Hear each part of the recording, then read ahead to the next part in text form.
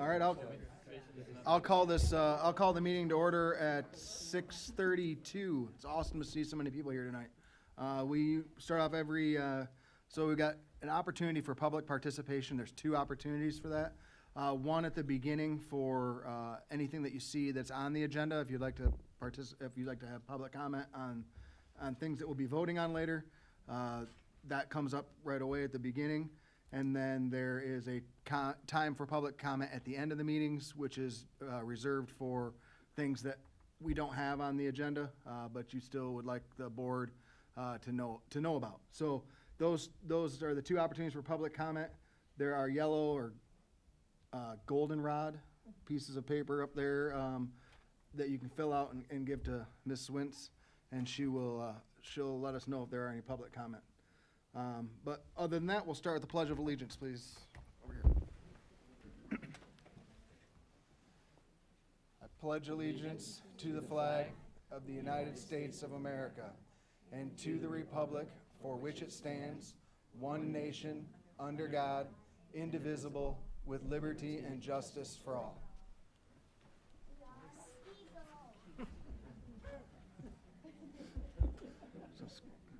School crap kids in the house. So we'll go with are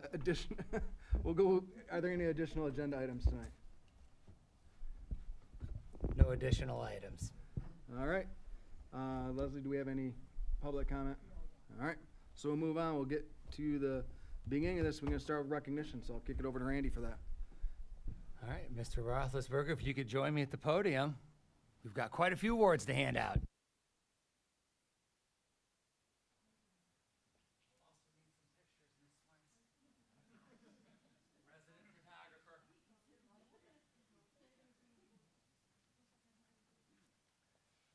All right, good evening, everybody. It's fabulous to see everybody, and I always joke, hey, we're glad y'all came back from spring break, especially staff and kids, students rather. So hope you had a good restful break. We're back at it now, and we are handing out some additional True Blue awards tonight, kind of finishing up a lengthy list that we started at the last board meeting. So let's talk about True Blue just for a minute. True Blue has come to represent qualities that an individual shows in our district, student, staff member, maybe community member, that kind of goes above and beyond in terms of leadership, passion, enthusiasm, creativity. Right? You can kind of fill in the blank there. It's kind of a catch-all. But it's a big deal. This has been around for a while, and over the years maybe it has gotten a little bit of an update in the look, and tonight we've actually added some hardware. A prestigious lapel pin, that's right, that you can wear to let everybody know you're True Blue. So tonight we are honoring student athletes, and the board likes to recognize those student athletes that make it to state level competition. Of course, we're proud of all of our student athletes, lots of accomplishments on the field, off the field. But the state level competition clearly is a unique bar, and we're super proud of you. So this is also about being an ambassador of Mattawan Consolidated.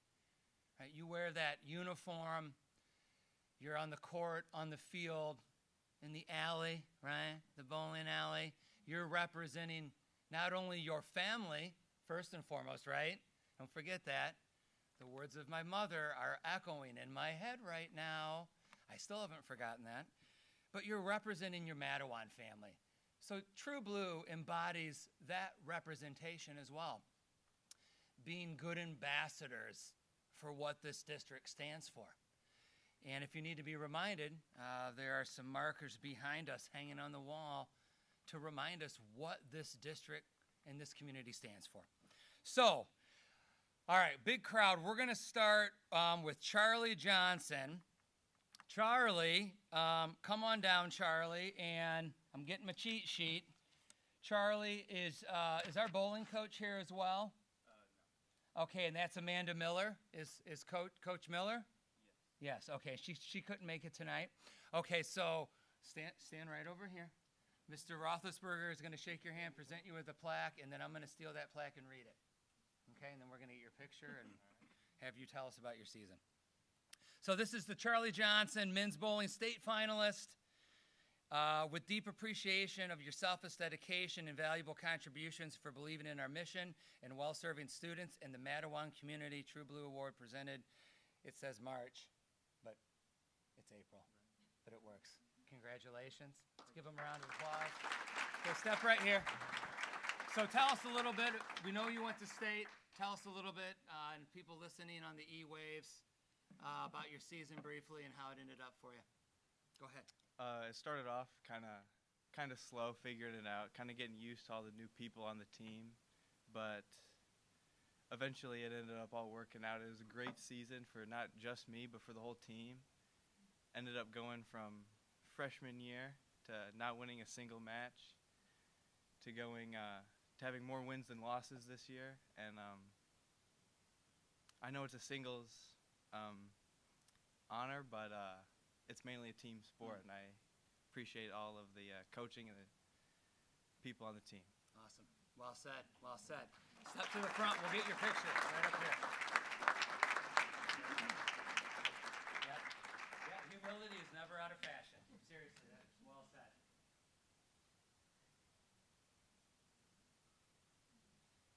All right, you got it? Oh, we got one more. Oh, that's important. Congratulations. All right. All right, is Hope Weber here for diving? Okay, she had scheduled conflict last time. We're going to have to find Hope at school. Make a big deal out of this, maybe in the lunchroom. But Hope Weber on our diving team also went to state level competition. Very proud of her. I know Anna Roethlisberger is here. Oh, you're right here. Okay, you move seats. Come on up. I know you know your coach. He's one of your coaches and also my dad. your dad. So he's gonna present this award. Congratulations, Anna. And Anna is part of our Alpine ski team. And yes, I'm gonna read this. Thank you. So Anna Roethlisberger, Alpine Ski State Finalist. Deep appreciation, selfless dedication, and valuable contributions for believing in our mission and well-serving students in our community. Presented this day, True Blue Award. Congratulations. Thank you. We want you to talk a little bit about your season, high points, maybe dish a little dirt on the coaching staff. Okay, so as we know, there wasn't much snow this year. So due to that, we had about 2 races, and my dad made it possible for us to get 4 starts, which is what you qualify for regionals. We went to regionals. It took a lot longer than expected, basically like all day. We had to preserve the snow so we'd make it last, because there wasn't really any. And then we went to states, or I went to states, me and my dad, booked it up there, just us. And then showed up. Showed up, How'd showed it go out. at States? How'd it go? Oh, it went. I don't really. Okay. I placed like top 25. Top Awesome. 25. Yeah. As a junior. Yeah. So we probably can expect Senior year is gonna be. blow the roof off the joint. Yep. Awesome. And also, Coach David Bradley couldn't make it tonight, so we want to give a shout out. Any other members of the coaching staff? We want to make sure we include everybody. Just him and my dad. Okay, awesome. Well, step to the front. Let's get a picture. Awesome work. Awesome.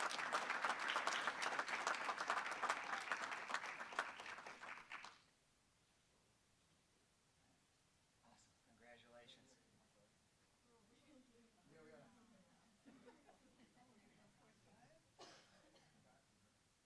Okay, they're all. That was for you. Awesome. All right, so next we're going to invite the entire we're going to try to do this in an orderly manner. We got the men's tennis team here. Better late than never, guys. I know. We got you in here. Appreciate your flexibility on the schedule. Is Matt Bovin here, Coach? Yep. Matt, why don't you make your way down? You can assist with plaques and pens. Did you bring some helpers? You need some helpers? Helpers, come on. Come on. Oh. Coach Yep. Alford? Yep. Coach Alford. Is this the whole coaching team? Yes, right here. Okay. Awesome. Well, so I'm just going to burn through the names, and maybe between the 5 of you, you guys can figure this out, and then we'll kind of get you guys all up front for a picture. We'll figure it out. But sounds like you had a great season, and appreciate you being here. So Why don't we have them one at a time, and we'll give them to them, and then go that way. And then we can, excellent. We're going to line up there. and then we can have Elizabeth. All right, Nolan. Come on down, Nolan. And we'll have the coaches talk about the season when we get everybody up here. So Liam, got Liam coming down. We've got Caleb. We've got Jacob. Jake couldn't make it tonight. Okay. We've got Logan. Come on down, Logan. Connor, is Connor make it tonight? Oh, you look surprised. Braden, is Braden here tonight? Come on down, Braden. Tanner. Brian. Is it Ryu? Rue? Sorry, mispronounced that. Rue, come on down. Andrew. Is Andrew here tonight? Couldn't make it tonight. Garrett? Did I miss anybody? Okay. All right. So one of the coaches want to talk a little bit about the season, and then we'll get everybody up there for a picture. Yeah, sure. Okay. Tell us Oh. a little bit. Yeah, no, it's on. I can just grab it? It's on. You can just leave it there. It'll pick Oh, it up. okay, wonderful. Thank you, everybody. This is a huge honor. This is a cool little new tradition. So, I think that we have a huge, like a lot of these guys are coming back, so we're hoping to come back next year, right? So, no. That's what I like to hear. A lot goes into a successful program, and so many of the people that made this a successful season are here tonight. So I want to, first of all, thank the parents, for their support during the season. I know we celebrated our season at the banquet, but this is refreshing, cool that these guys are receiving an additional honor. These are, I've never seen these before. These are incredible. Like, are these like a brand new thing? Is this like a Little bit of an update. Yeah, my last goodness, year. gorgeous. Is there one for the coaches? Yep, Okay. Still at the printers. Yep. They're really, hi, sweet. They're Can really. I talk from the microphone? Oh, maybe in a little bit, babe. So yes, and I want to thank my amazing coaching staff as well. Coach Norton couldn't make it tonight, and then we have Coach Alford here, and then of course these guys who actually who made it happen. And there's a simple reason why they made it happen, and it's how hard they work, not only during the season but during the off season.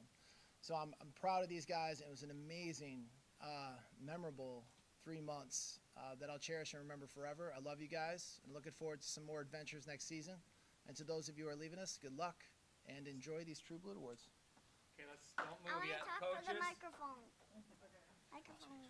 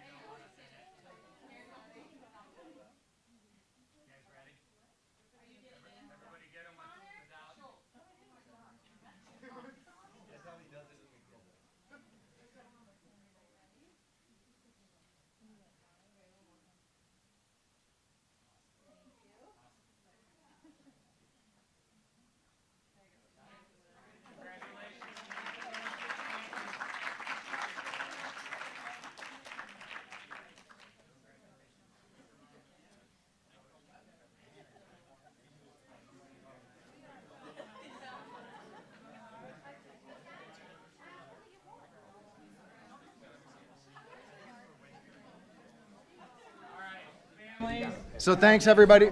Thanks everybody for being a part of this.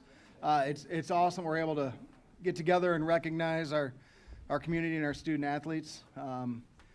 I know how much work it takes as parents to be a part, to have a student who is an athlete, and I know how much work it takes as a student to be a student athlete and still be able to compete and finish all your grades or finish all your schoolwork and do all that. So great job, everybody, competing at a high level, making it to that coveted state meet, right, that we all strive to make. And I know in each individual sport, the ways to make it there are different, but you guys all figured out the way to do it, so congratulations. And now the piece that you're probably waiting for. You don't have to stick around for the rest of this meeting. I'm not going to make you do that. You guys can leave. Feel free to exit. If you would like to see community government at work, you can stick around and watch. But if you'd rather go spend the nice Michigan evening outside, I don't blame you for that either. Yeah. Thank you, everybody. Thank you. Thanks for coming. Thank you.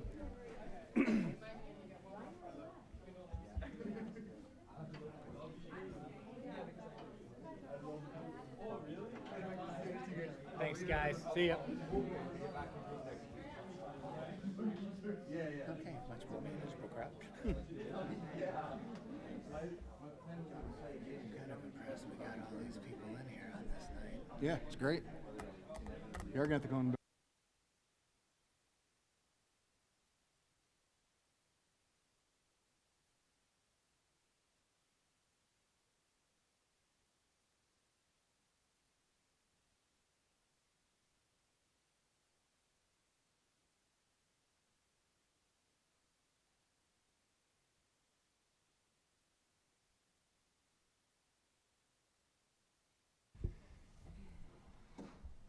back down to more normal crowd size. But it's still awesome to be able to recognize those kids. So consent agenda. In each board member's packet, there was an agenda, really just some financials, secretary's report. Are there any additions or corrections to make to the consent agenda?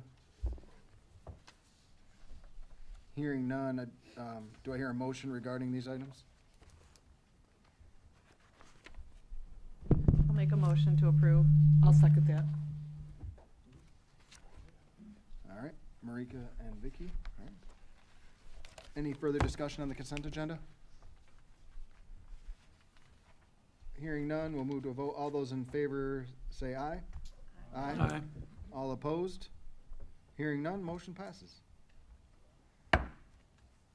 So next we're on to our presentations and reports. So I'd like to ask Mr. Schuman to come up and introduce his team for our report, our middle school update on the Den.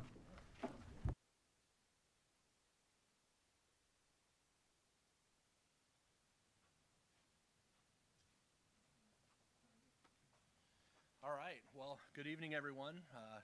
Once again, my name is Chip Schuman. I'm the middle school principal, and I am joined by some fine people here tonight to talk with you about the Den at the middle school. So we went through a little transformation. We had a space called the Learning Lab where students would come down for various help with various assignments and things like that. And we really found that we could better serve our students if we could help them in other ways. So we decided this year we were going to create the Den out of that space. And the Den is really, and they'll get into more detail, but just the general overview is to really help our students more immediately, honestly. Is so, you know, if they need help with anything, whether that's a social or an emotional need, or they're struggling that day, or whatever the case may be, they have a space that they can go and they can kind of decompress and refocus and problem solve and learn some strategies to help them through those times that they're struggling with. And we have some really dedicated folks here that do an outstanding job. We have Rudy Betzold, who kind of oversees the whole operations here. And then we have Mr. Engels, Rob Engels, and joined by Nate Engels, who you pick up on the last name. They are actually brothers, and it works out well. Okay, it works out well. It's all good. We had Faith Gunderson. So Faith and Rob are what we'd call engagement specialists, and they kind of spend time working with the students. And really, Rudy, you're getting the home stretch in your social work degree, right? So soon Rudy will be an official social worker, right? But she does a lot of work to not only help students when they come to the den, but also they all do reach out and work with teachers too on the things that they work on in the den, and share some of the strategies that they taught the students with the staff, and so that we really make a good connection and really help students the very best we can. Another piece of it is a triage. So if a student comes down and we find that they need to see a counselor, they can make sure they get connected with that counselor and refer them to the right people. Or if they need to see a dean, such as Nate Engels or Kathy Brewster, they can also make that connection, so that they're not just kind of sitting and waiting or kind of floating around. We can do something more immediate. If they need immediate help and attention, we can do that. If not, then we'll hook them up as people are available to do that. So they'll speak more about the specifics, but I kind of just wanted to give a little bit of an overview. The last thing I'll say is we kind of say that this is like building a plane in the air. We really felt that we wanted to do this year, so we really just jumped into it. And so it's been evolving throughout the year, and we've had meetings and checkpoints throughout the year to kind of, see what is it that we need to adjust and make better, and so on and so forth. But for the nuts and bolts of that plane, we have this fine crew right here to take you through that. So I'll let them step up and take it from here. All right, like Chip said, we intentionally,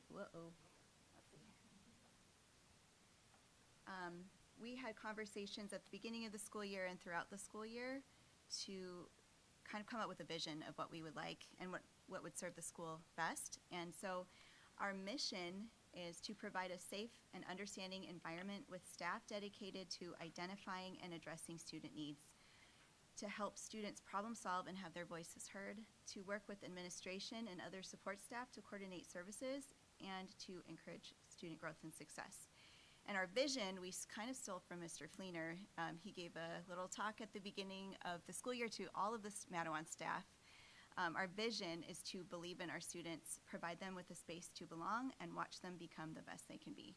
So the 3 Bs.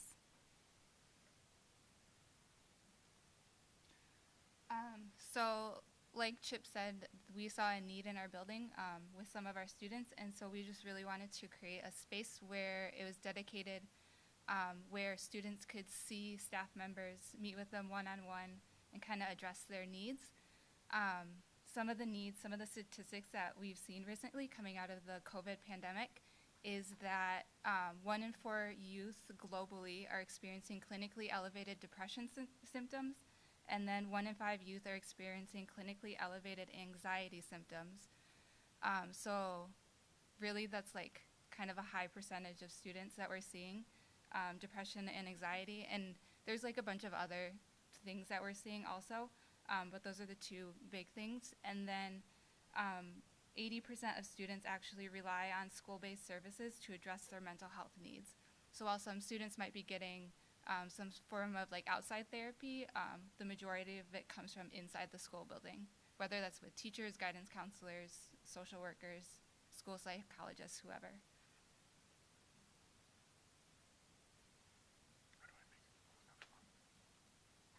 Perfect. All right, so what does the day-to-day look like in the den? Kids will come in, so it really gives them a place to kind of, like Faith said, the statistics of kids with anxiety and depression, it's new for a lot of them, and it's new for the parents, and they don't know, they're in the process of sort of recognizing it.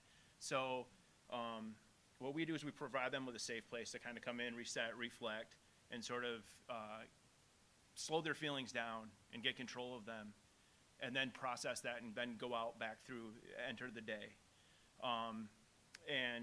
With that, we do have some extra resources for the kids. I mean, in all honesty, we are extra resources for the kids when you look at other schools.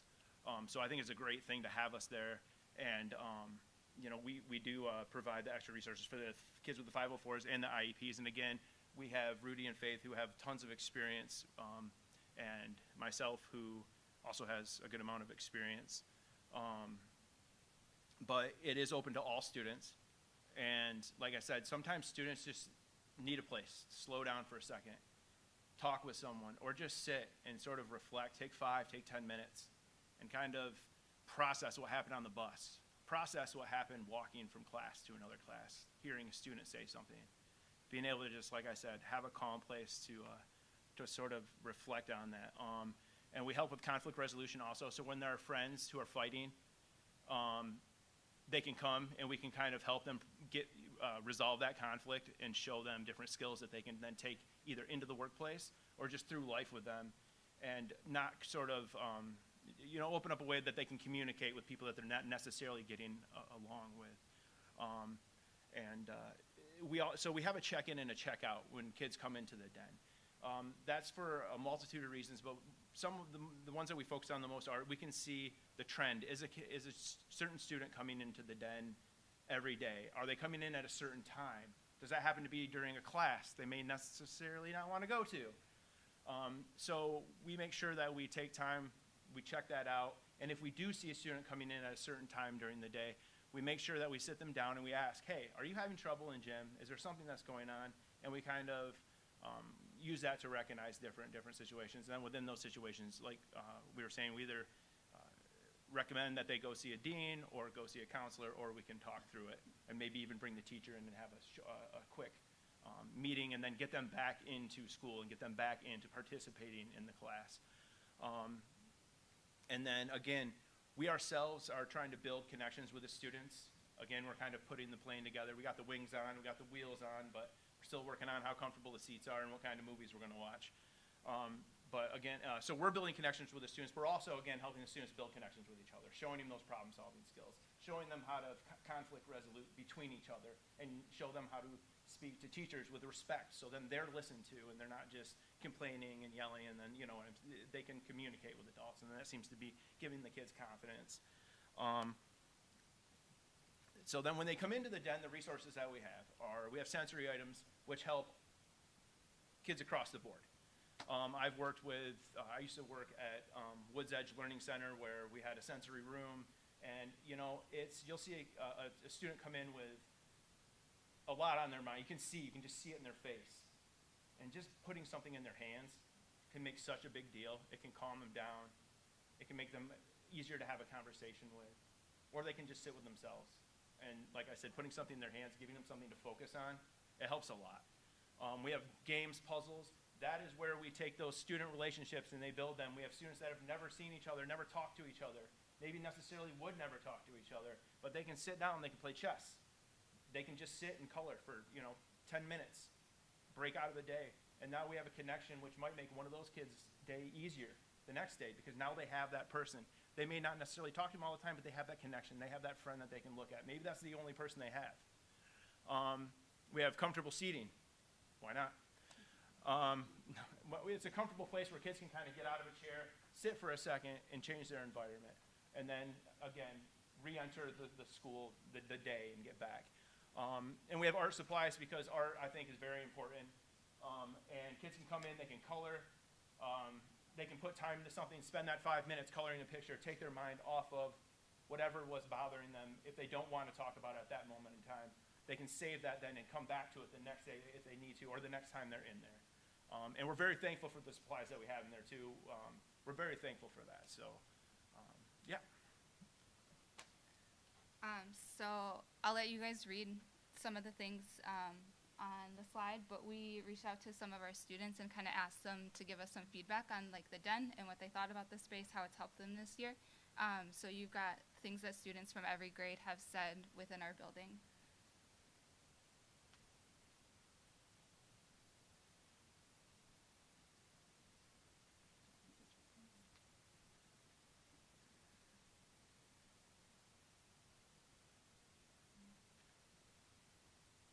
Okay, and then we also reached out to some of the teachers in the building and kind of asked them like what they've seen as far as the den and how it's been helping students. And we have an 8th grade teacher who said the den has been a great place for students to decompress, reset, and deal with complex emotions. When students come back to class from the den, they often feel less stressed, ready to focus on their schoolwork. So I guess in closing, I think the administration at the middle school is wonderful in using creativity to try to solve issues that they see our students facing. And I think, you know, we do try to make it a place that's fun, that's engaging for the students, but really a place that we can teach skills, that we can set them up for success in different ways. It's been a really wonderful thing to see, you know, students who feel like they are alone in the world come and have a place where maybe they sit and talk with somebody who's really interested in them for maybe the first time in a long time. And I think this is just a really wonderful thing that Mattawan offers, and I hope that it continues to be a safe place for kids to be. We wanted to leave space for any questions that you might have, but if not, we thank you for your time and your support. When did the den, whoops, I'm sorry, I didn't interrupt, but just, That's okay. I have to say this before we go. I will say that Mr. Engels, Mr. Schumann, Chip, and Nate, they work really well with us, and it's really great having them there because they are there to help us out all the time. They're a great resource. And I think they deserve a good amount of the credit too for this because they have put a lot of time and a lot of effort into kind of helping us build that plan. So I just want to make sure that we know that they're very, very involved in it too. very good, very good. When did the den open? I owe my name, my brother's Oops, name. You asked when did the den open? Yeah. I think we kind of got it off the ground and running like around October or so. Yeah, that's like when I came on board. Rudy was there already working kind of with Chip, kind of like getting the wheels in motion. But then, yeah, Rob and I came on in October, November. Are you starting to keep data, like how many students are using the center and for what purposes? Are you doing some of that? Yeah, we check in most students, you know, as many as are able, and we see probably 300 to 500 students a month. And we see probably about 30% of the student population at the middle school. So it's been used. How do you expose the students to this whole concept so they know that it's there and available? I think at the beginning of the school year, we kind of made it known to the students, maybe at assemblies or at different things. We tried to involve the teachers to let them know how it was going to be used, so the teachers were aware. And it became very easily, like, word spread very quickly. And so some students we might never see, but some students, you know, they stop by every day to say hi. And so I think, you know, they just kind of bring their friends, or and I think part of the problem is, you know, making sure they do get to class because it is a nice space, but you know, offering that has been really fun and helpful. Is there a high percentage of IEP 504 students that take advantage of it? Yeah, and what's really great is that it's an additional resource for students with IEPs or 504s. So if it's written that they need to take a break, a scheduled break during the day, it has been a dedicated space for that, where there's, you know, staff, so that they're not just going into the library by themselves, but they have, you know, maybe somebody to speak with or work with while they're there. So I would say it's been used quite a bit. Yeah, a couple other quick points. We also have students that are on incentive plans, so to encourage positive behavior, they're on incentives, and so they help manage all of that also and connect with those students and go through that. And I think the other thing I think that's really important to understand is that Ruby is a part of our student service team and our child study team. So students that they may be seeing, they connect. So the student service team would be our deans and our counselors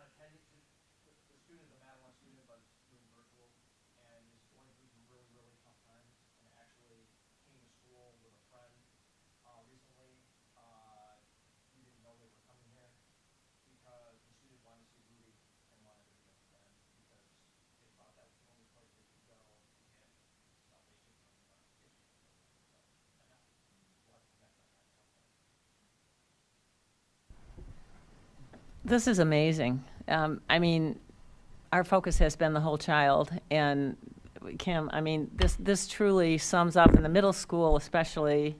I mean, every school needs this, but middle school, you know, there's lots of opportunity. I hope you're also seeing, when the time comes in, maybe group or individual, but, you know, the kids who, the diversity situation where, you know, we don't have a lot of that in our buildings, and for them feeling not included, you know, I just hope the word is getting out there because, you know, what you're doing is invaluable for the rest of their life. It really is, and has an impact on their academics and everything. So thank you. This is really cool.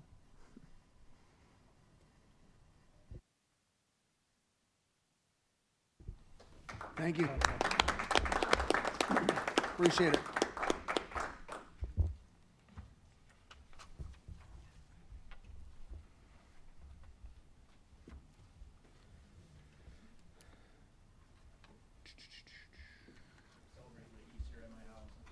No, No, get going. Thank you for your time. Great presentation. Keep up the great work. Thank you.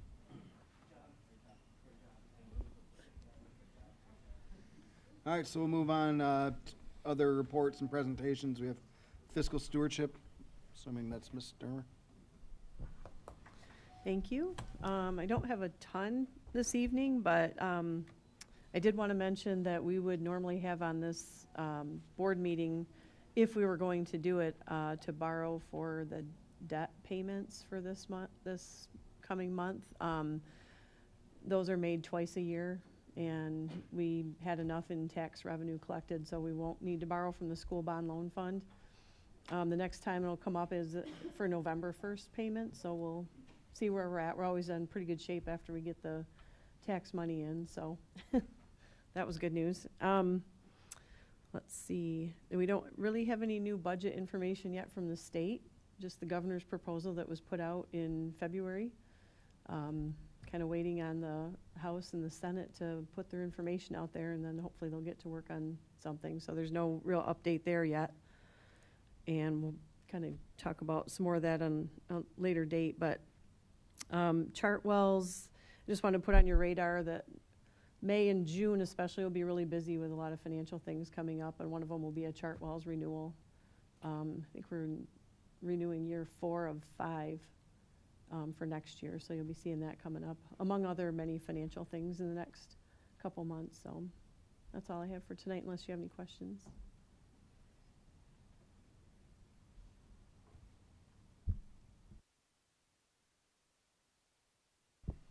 Curriculum and assessment. Jay, is that you tonight? Yeah, just a couple quick things, because I know I have quite a few items in the new business category. So just a reminder that this week is state testing. Good times right after spring break. So we're going to kick off our SAT, PSAT on Wednesday. Work keys at the high school, I believe, is on Thursday. And so, you know, obviously those are things that are happening right now at the building. But the other just kind of component that I wanted to share, and I know we've had some discussion, and there's been some inquiry over the past couple months, is discussions around before and after school care. And we are in the process of moving forward with Kid Builders as, you know, kind of an outside vendor to be able to provide before and after school care starting in the fall.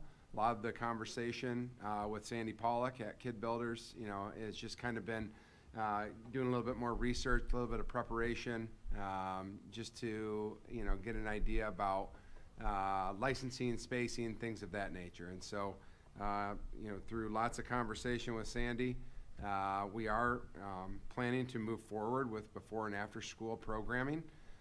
It will be held at the early and later elementary school. In the morning and in the afternoon. We're going to launch registration on May 1st.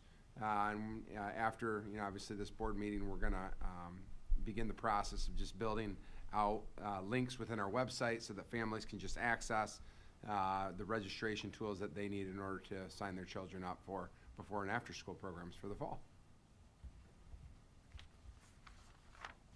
Perfect. Thank you. Mark, do you want to give a little bit on the site planning? Sure. Ad hoc? We did not meet this evening, mainly because no new business at this point with that, other than things are continuing to progress. The invitation went out for the suggestions of people from the community, from the faculty, school administrators, people in the community that have had kids go through Mattawan, have never had kids in Mattawan, have kids in Mattawan now, and will have kids in Mattawan in the future, to be part of the steering committee to decide on the priorities for the bond proposal. And that first meeting will be next Tuesday, the 18th, and it looks like we'll have probably 20 to 25 members of that committee at that point, so we should get a pretty broad representation for priorities, and looking forward to that. So next board meeting, we should have a little more of a report for you on kind of directions that's heading.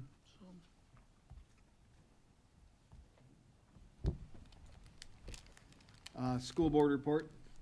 Today, when I walked outside, I realized that it's getting warmer, and that reminded me that I wanted to get with Gary Ryder and have him do a governance and discussion with us about school board governance and whatnot.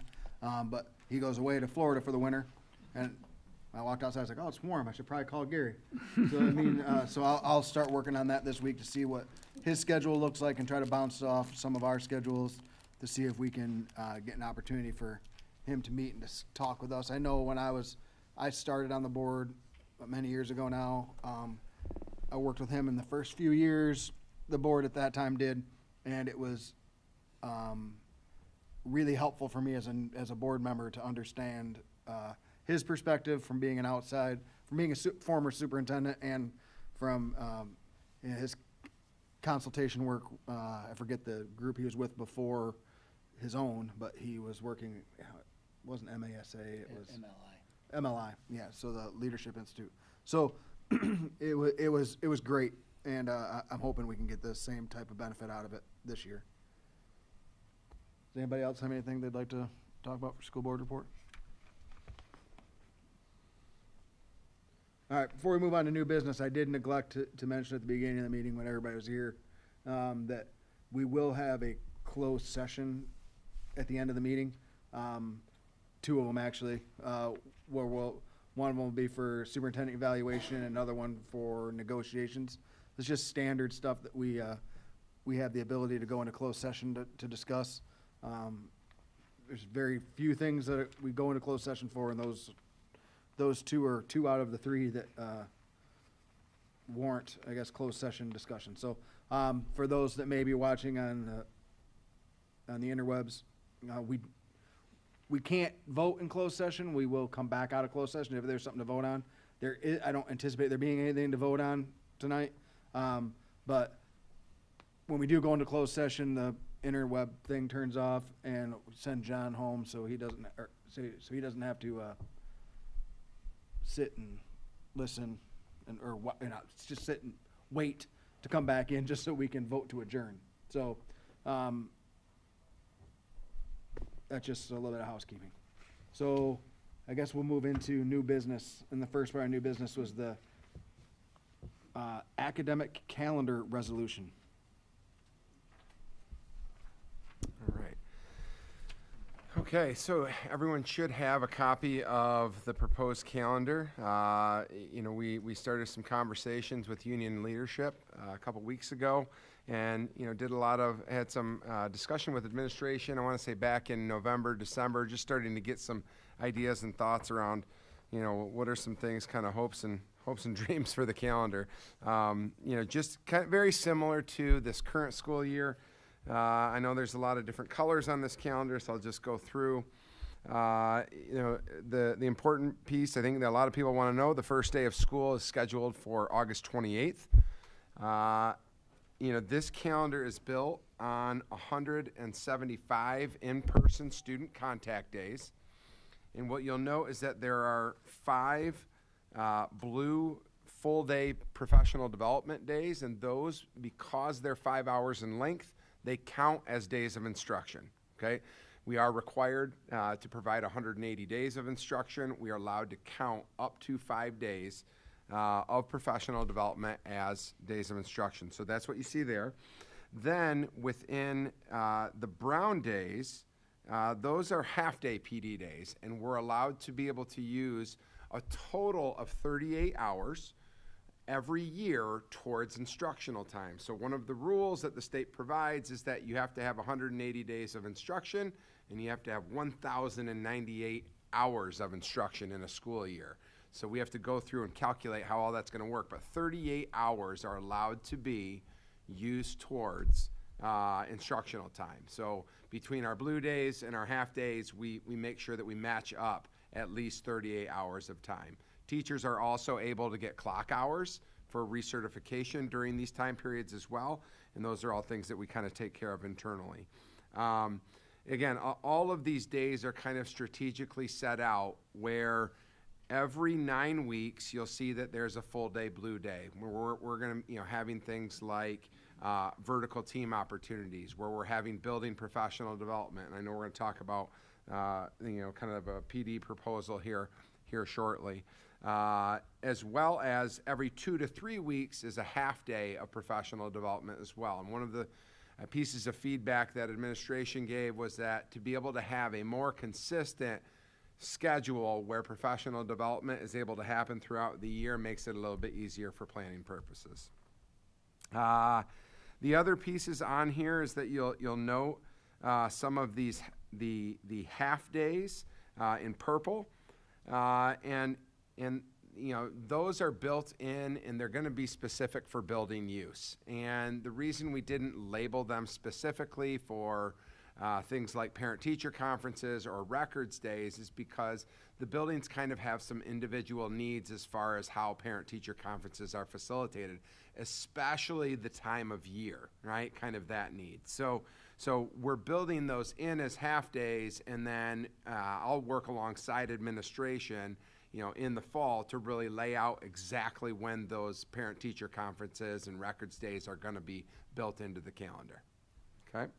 I think probably the things that would stand out the most with the calendar is that you might note that the week of November 20th through the 24th, there is no school. A lot of discussion around the use of a day and a half leading up to Thanksgiving break. I think we have a lot of families that might decide to leave early. And, so really just the use of that time, we felt like what a great opportunity to give all of our families and our staff a full week off during that time to do whatever they want to do. If it's travel or be with family, during those times, that would be a great opportunity. And then we also were able to squeeze in a midwinter break in February, right in the middle of February. So again, another opportunity to have a longer weekend, especially that that stretch of January to March, can be a long one and daunting one. So, building those opportunities in to have some more frequent breaks during the year, we felt was really important. And you'll note that even with all of those adjustments, we're still getting out June 5th.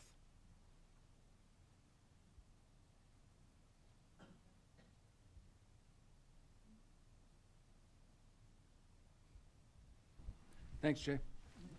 Obviously, it's something we need to vote on, correct? I don't see it as a resolution in here, so. I guess I'll ask for a motion to adopt the calendar. I'll make a motion to adopt the school calendar. Second. Second by Honor. Now discussion. Any discussion on the calendar? I'd add one caveat, and Carrie Smith, one of our co-presidents, is in the gallery this evening, and want to thank you and Nick Travis, our other co-president, just for the partnership. It's a collaborative effort, so lots of back and forth and pushed out to membership and feedback, and just want to frame that, bookend that for the board's thought. It's always a collaborative venture with other leadership in the district, and worked well together on this one. So thank you for that.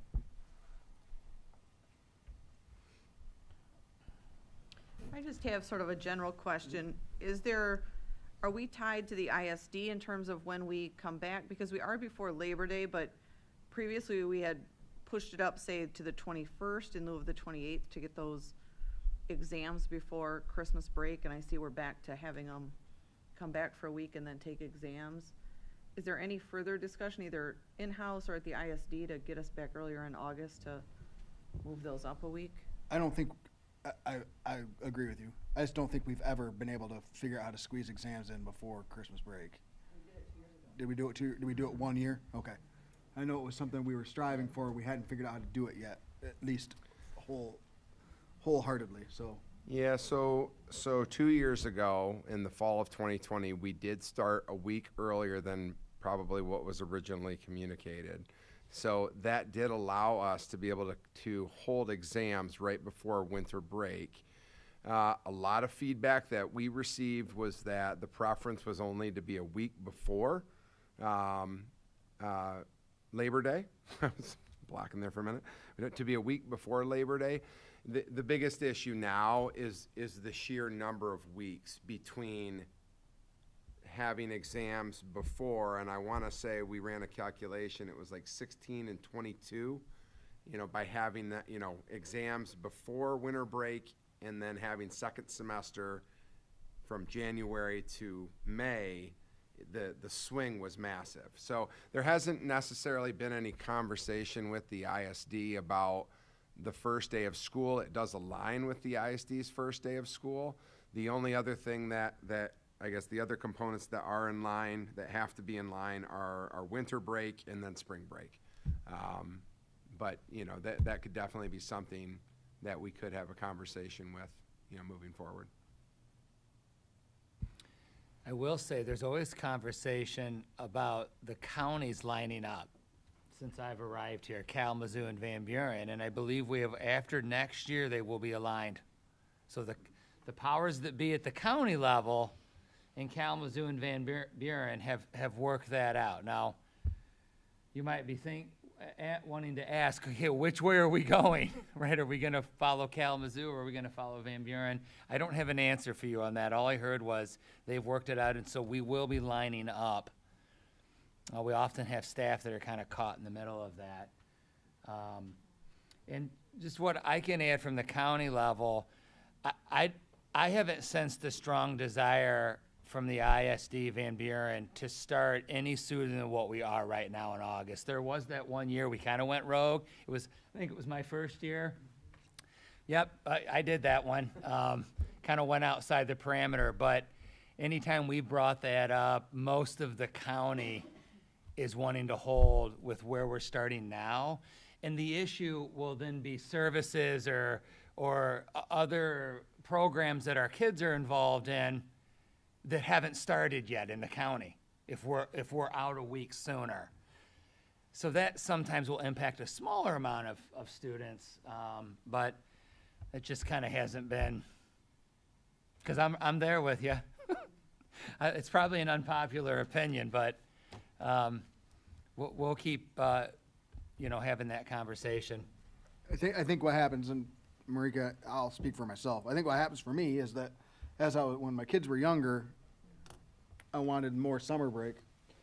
As my kids get older, I realize that I really don't get an end of my summer break because they're usually starting something in the fall in the high school or middle school that requires them to be here anyway, right? So if you got kids in band, if you've got kids in any fall sport, I mean, their summer break's over mid-August anyway, right? So the idea of, it is nice to have exams before break so that those secondary school students get an actual Christmas break and aren't having to cram a paper in or study for exams or whatever, or just have that much more time, 2 weeks, to forget what it is they're about to be tested on. So I'd ask us to just keep working towards the ability to try to figure that out. I know it's a tough call, but just trying to figure out how to get that in that week would be awesome.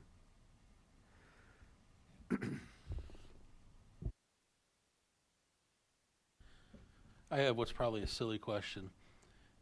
How come we don't do all the half days on a Friday?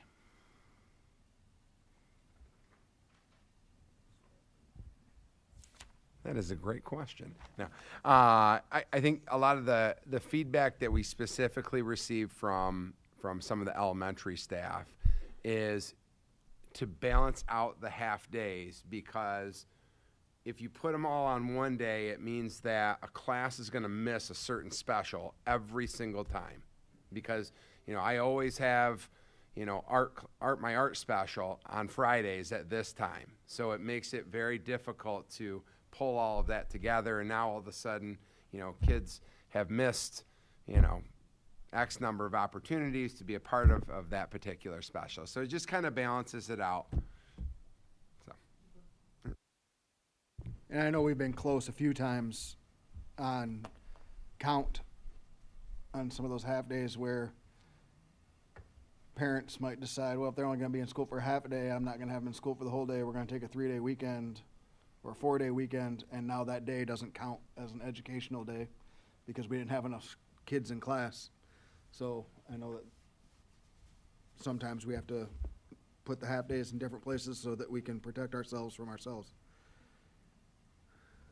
I would, to echo that, I do appreciate that, Jay, as it looks like, you know, we're just taking the Thanksgiving week off, because I do think from a staff standpoint and even students, when we've had this 1.5 day, they're like, half the class is gone, why are you making me go? Or, you know, the teacher's like, what can I cover? So I appreciate that, and it looks like we've even removed the half day right before spring break, because I think, you know, let's call it the rumor of the high school was like, we're missing 300 this, and once again, it's high school students, but, you know, I appreciate that we're putting the focus on, hey, it still is a full day of school, we're moving forward, and then we are giving significant break, just take it during the break. So I appreciate that. I think that will serve us probably better for the exact reason that Ted is speaking to.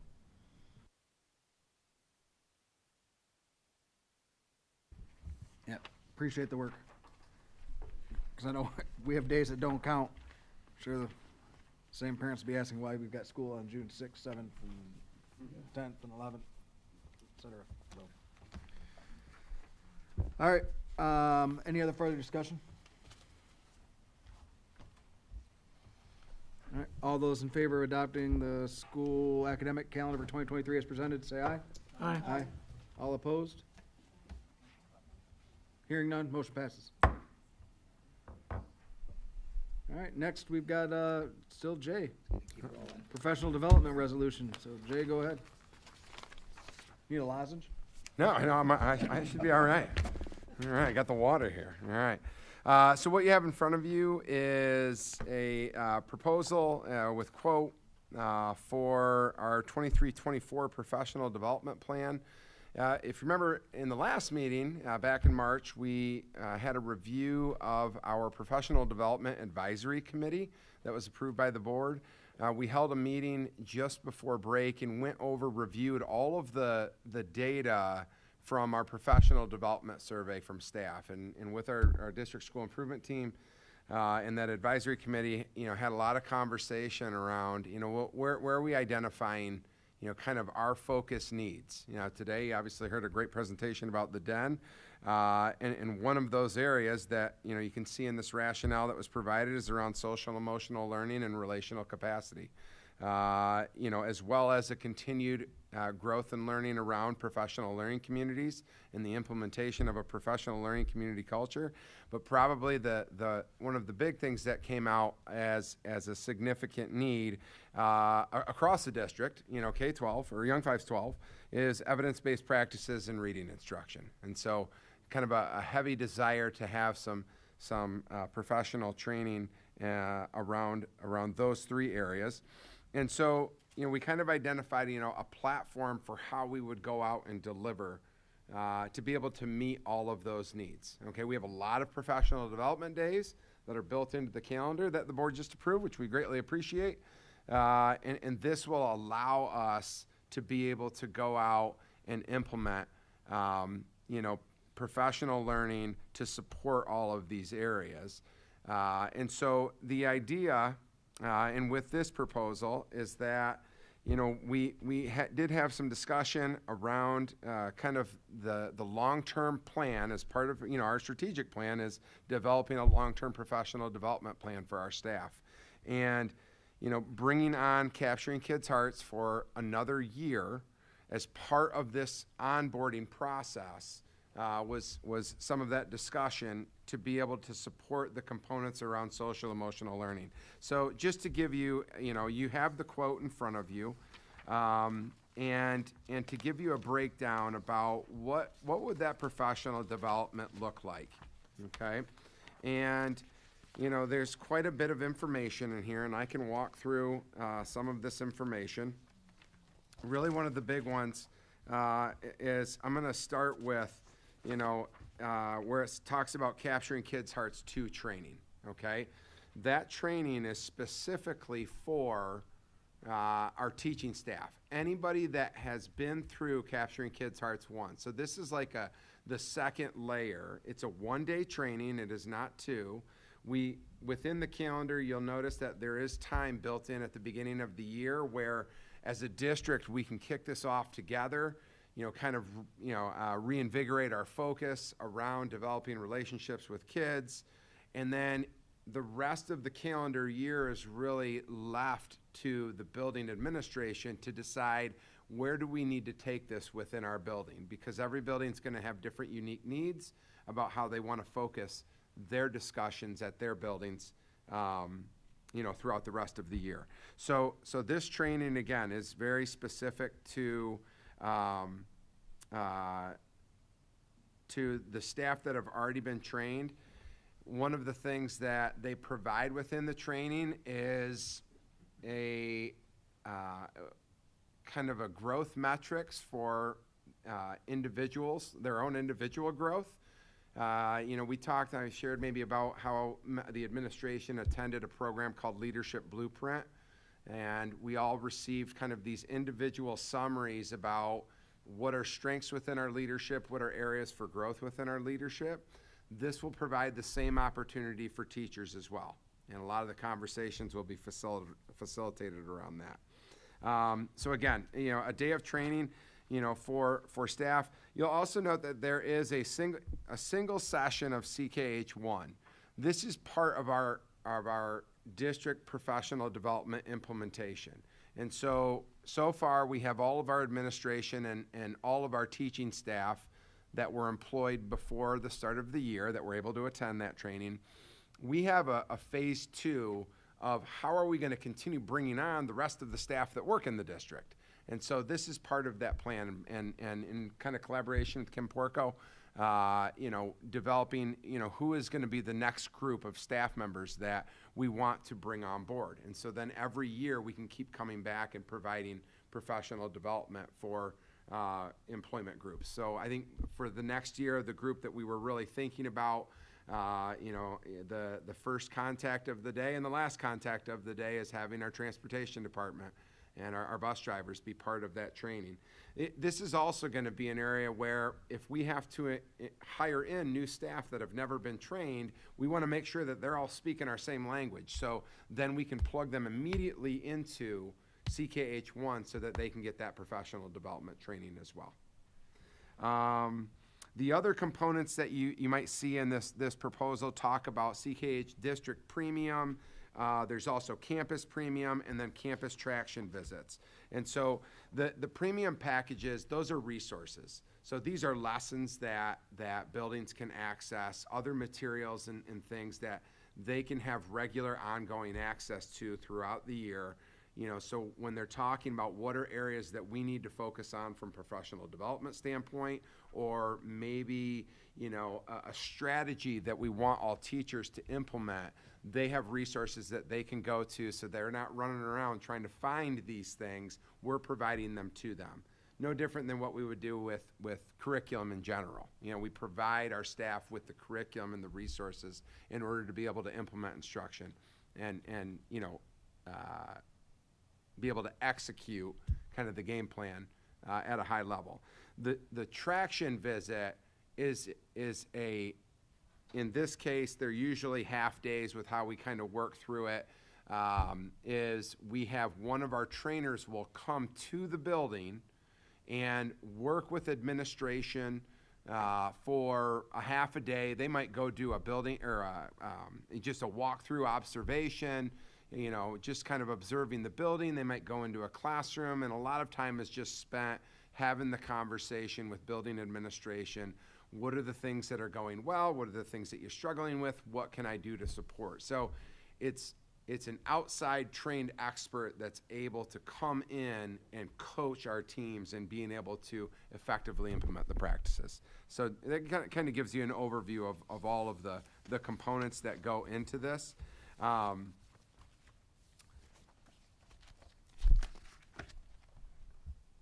So again, that's what the CKH proposal, and that's really what the recommendation is tonight. You know, the other components about professional learning communities at work and continuing to build our capacity and understanding of implementing a professional learning community culture. You know, the contractual rates are very nominal as far as, you know, bringing in outside presenters. You know, this was one that we definitely felt because of the financial obligation that had to come to the board. And then the last thing with the best practices of reading is, you know, thankfully, Jenny Ross Klingel is here. And, you know, she, along with kind of the support and collaboration with the ISD and many of the literacy support specialists there are actually in the process of developing this disciplinary literacy and literacy essentials professional development for the district. You know, just to be able to come in and provide some training, they'll connect with building administration and talk about what that would look like. So really, you know, from a planning standpoint is, you know, when we look at the calendar of August 22nd, 23rd, we're really only looking at it, you know, a one-day training for capturing kids' hearts for, you know, I'd say 98% of our instructional staff, and then our PLC at work discussion. And then really the remaining professional development time is all kind of left to the building, you know, to take, you know, those three kind of conceptual areas and say, how am I going to go about executing and continuing the learning? Because I'm sure many of us have been to a training, we went one day and then it never revisited it for, you know, months or even the rest of the year. You know, I mean, I know as a teacher, I've done that before. It's happened. And I'm sure a lot of people can say that. But when you're constantly revisiting a topic and you're bringing it back to the forefront and you're talking about your learning and your implementation, that's when you're going to have the greatest impact and the effectiveness for implementation. So that's where we're going to work with administration to say, you know, here's kind of our three core focus areas. What's our game plan at each individual building in order to execute and continue to promote and push staff learning to have an impact on students.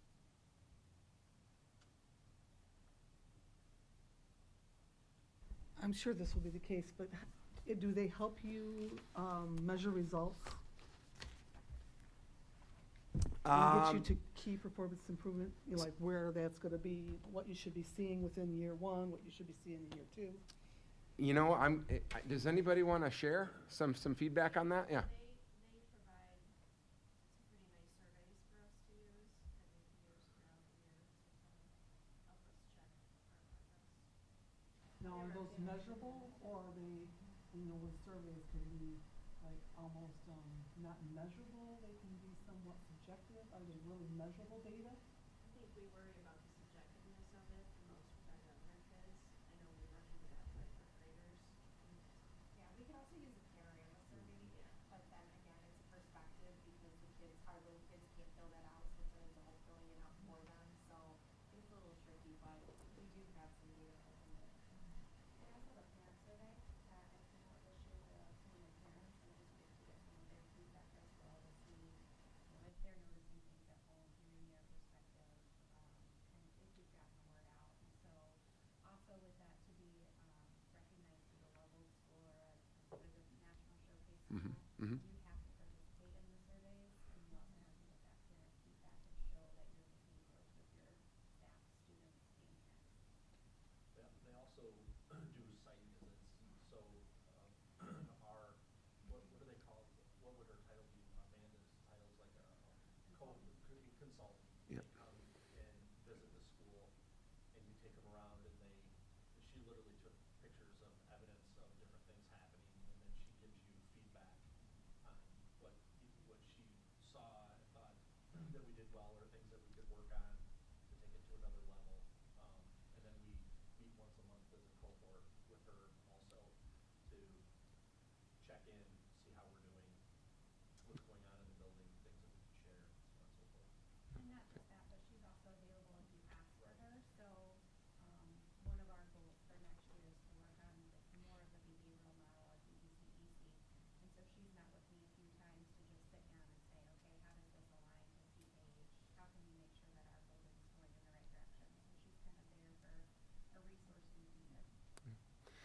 And just to piggyback is, you know, to I guess remind the board is last year, our district school improvement team, we had all kinds of conversation around behavior, right?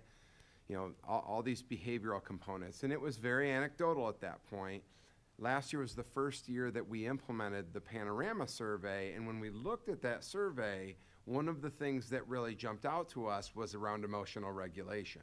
If you remember the presentation that we gave earlier this year, we talked about one of our goals for improving emotional regulation was we wanted to see a 3% growth for the year. And so that's one of the focus areas. So when you say, well, what are we using? Yeah, you know, we're really looking at it as what are we using within our own current data? Because the reason when we came up with that goal, you know, our team said, well, what are we going to bring and do differently in our district in order to make progress in that area? And that's where CKH came to the forefront at the start. So, you know, looking at this as, you know, we've started, we're getting traction. We had great discussion at the beginning of the year. There was fantastic momentum coming out of those original professional development days. You know, I think they can all attest to that. And so this is just another opportunity to continue moving things forward. And kind of keeping the momentum from where we started. And based on that, you just said you're going to look for this 3% growth, so you'll bring it back, kind of showing us how you're getting to that 3% growth. Yep. So we did a Panorama survey assessment in January. We have another one coming up in May. So again, we're hoping that's where we're watching and monitoring. Okay, where are we seeing growth within all of these areas? Now, maybe there's new areas that end up surfacing, you know, out of that. But our focus right now has really been around that emotional regulation based on the discussions at the building level. Thank you. Yep.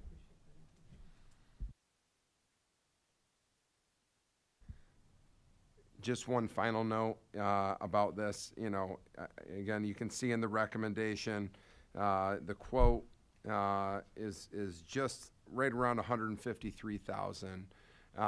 All of this is funded through grant money, so this is no impact to the general fund. My question comes in, at what point, so I get the Capture Kids one, you know, trying to get new staff and people coming in and speaking the language. I would hope that at some point, you know, maybe the turnover gets to be lessened. There's still going to be staff members every year that come in, right? And this is, you know, ESSER money's going to run out.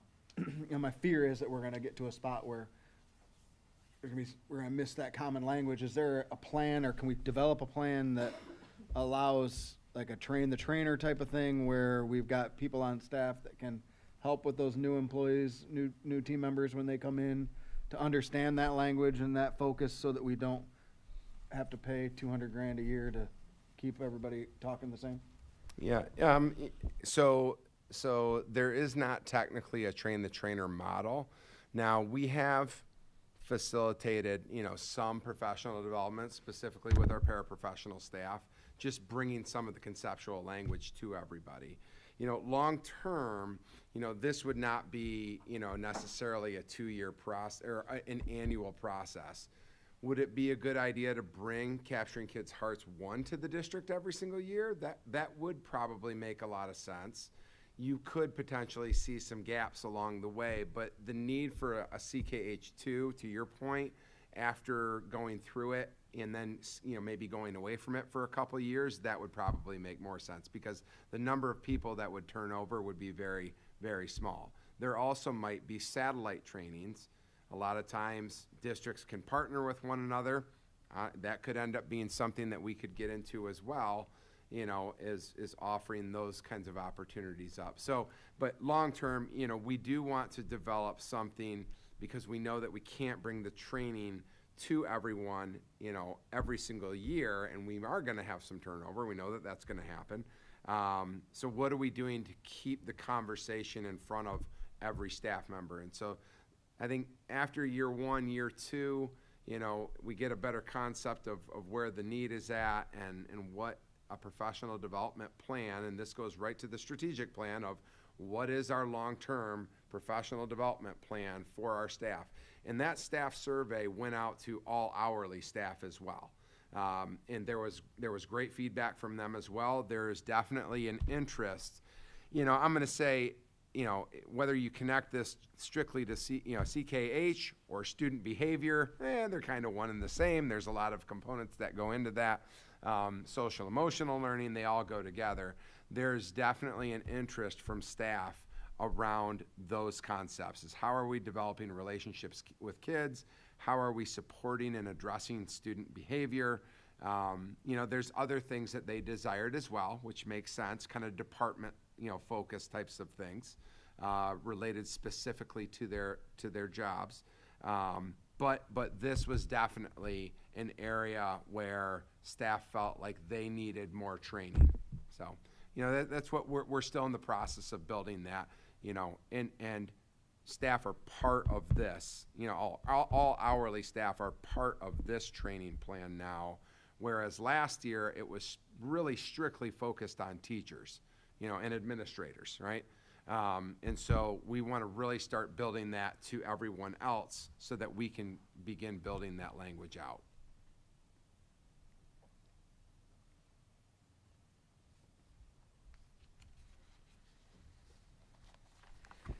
The next question I had is in regards to like the additional participation fees or participant fees. I know that, so these 4 sections of the class are one section of CKH1 and 4 sections of CKH2. Does that cover everybody that you want to have a part of it? Because I know it's, you know, there's $400 each additional person over 50, and if I'm right, I don't know how many staff members you have. Yeah, we packed the rooms last year. So, you know, again, the 4 was the same 4 that we did last year. Our ECEC building and EES, they just combined together, and then each building had their own separate training. Some buildings went over the 50, which was fine, you know, just to be able to pull kind of all the core members that they felt like we want to make sure they get in that first round. And again, that'll be the same thing that we do again is here, you know, you tell us who you need at that training, and then we go from there, you know. So, you know, I know the, you know, kind of as even the $400 over, you know, it always feels like, man, that feels like a lot. But even when we send staff to trainings, technically it's probably a lot more when it comes down to travel and hotel and all those types of things. So to be able to bring them in and say we're going to provide a high-quality, research-based intensive training for $500 to $600 per head is actually, I mean, that's a pretty good value. So maybe I'm just have a disconnect in my head. So the Capturing Kids' Hearts 2 training, we didn't do CKH 2 last year, did we? Correct. Okay, so we're going to do 4, I'm assuming on the same day, CKH 2 trainings, right? Yep. That can have up to 50 people in each training. You've got more than 50 teachers in the high school. You can actually have up to 60 in a training. For every participant over 50, it's an additional $400 on top of that. How many teachers are in the high school? Anybody know? 57. Okay, so okay. I thought there was a lot more than that. Okay.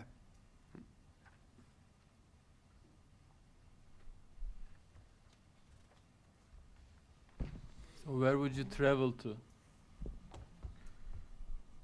Say that again? Where would you travel to? That's the travel here.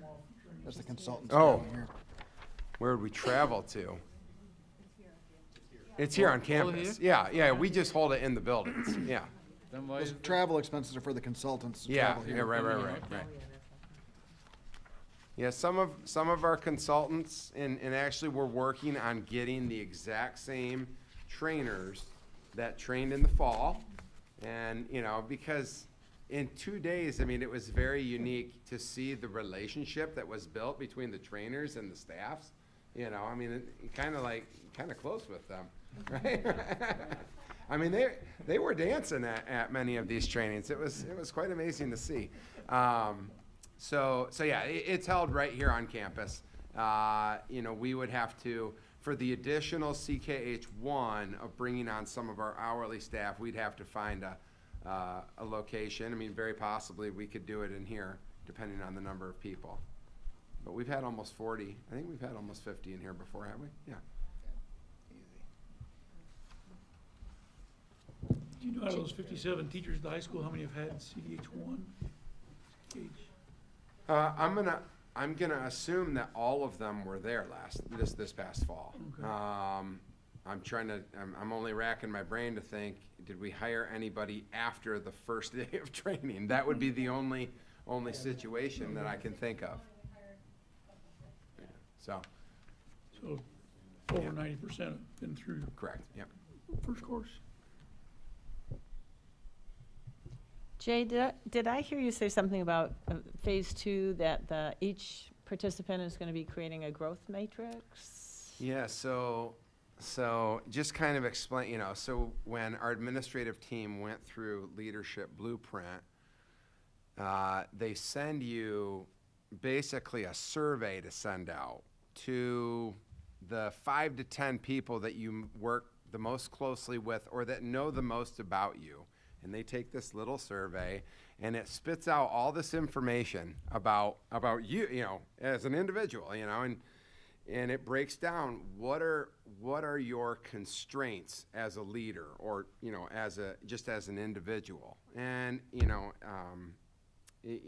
various areas, within leadership, I'm thinking the Leadership Blueprint component. And then through the training, it's about, okay, what are you going to do in order to improve in that area if the people you're closest with are saying this about you, right?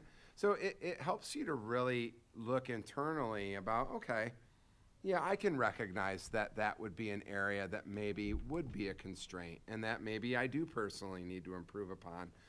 And so it just allows you to reflect, and then it gives you some options about, well, what can you do in order to move forward in that area? And that's where they call it a traction plan. Like, how are you going to get traction to start moving forward in these areas, okay? And actually, our administrative team, we have this conversation at the beginning of all of our administrative meetings is, let's have a conversation with our traction partner, our accountability partner, and have we made any growth? So this is just an opportunity really for teachers to look very closely at how they're facilitating their classroom. What are your strengths? What are your areas for growth? What are some of those constraints? And it's not that constraints are a bad thing. It's just pointing out, all right, this is something that I can improve upon. So let's try to find some things that I can personally do to be able to move forward in my professional practice.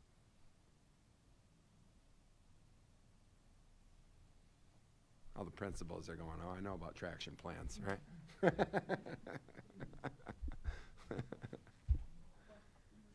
Well, it's something that it's very, it's not concrete data. We're not going to be able to, prove anything from that, but that piece is making you a better person and being aware of, we all have weaknesses and strengths and the relationship piece in teaching, which is essential, you have to have that, paramount. And so your growth, performance, I mean, some of these, the indicators that we're looking for may improve because of that.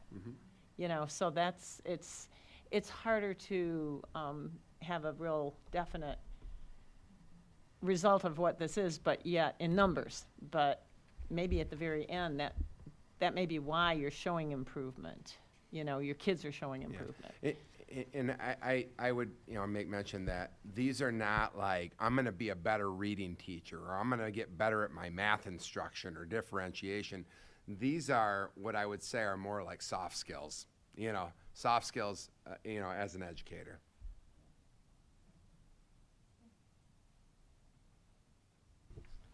I have a question.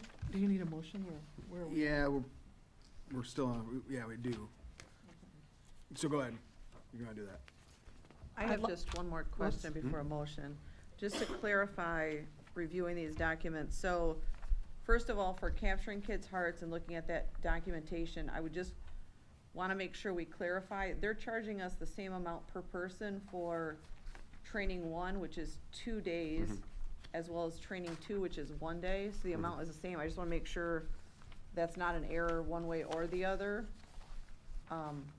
You know, somehow it's kind of costing you double to have them here 1 day as 2 days. So I just want to make sure we get that clarified.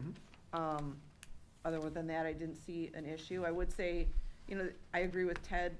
I have no problem with it. It's coming from ESSER funds, but just for everybody else's reference, this in total is about $625 per person for 250 people, which we're going to go into closed session and have to talk about, you know, the difficulties of teacher negotiations, which is super hard, and we're all wishing there's a lot of money, but, you know, $625 for 250 people isn't something we have the funding to support every year. So I echo that of Ted's, but I just want to make sure we know this is kind of ESSER funds, but it isn't something we have for general fund longevity.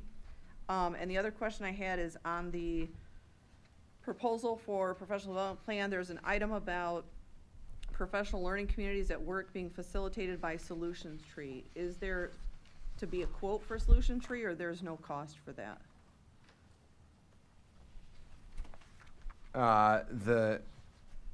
We don't have the quote for Solution Tree in the packet. It is, oh goodness, I'm trying to think off the top of my head. For the full teacher training, I think it's like $6,500.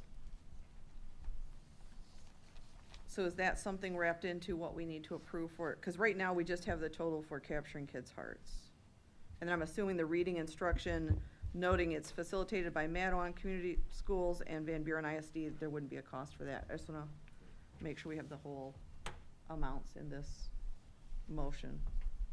Right, we're just asking for the board to approve the CKH dollar amount. Typically at a $6,000 price point, we wouldn't come to the board for approval on that. If the board feels differently on that, and it's an item that doesn't have to go out to bid either. It's a proprietary service.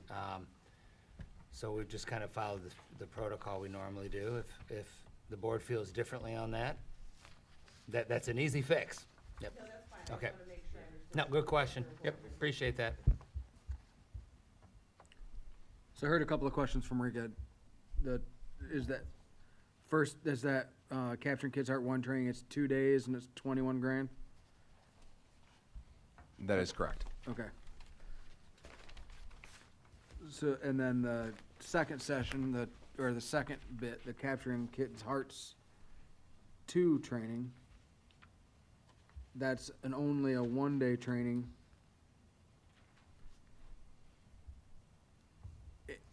It's only a 1-day training, and it's still the same price per session, right? So what's the added value, I'm assuming this 360 report or the... Yeah, I believe it's all the back-end services. I have to get them a roster of all those that are going to be in attendance so that they can upload everything into their system and maintain all these records so that we can, when emails go out, they're able to put together all the reports and all of the data for the actual day of training, because everyone will have their report with them to look at during the training.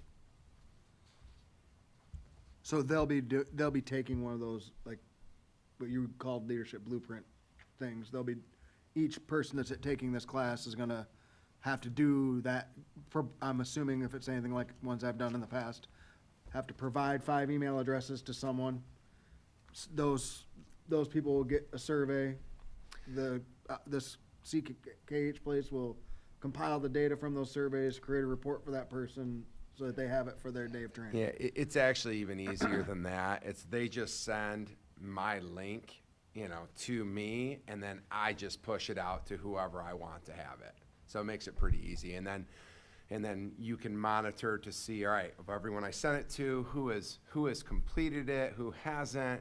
They keep it kind of on the back end. Hey, you've got X number here. The following people still need to complete theirs.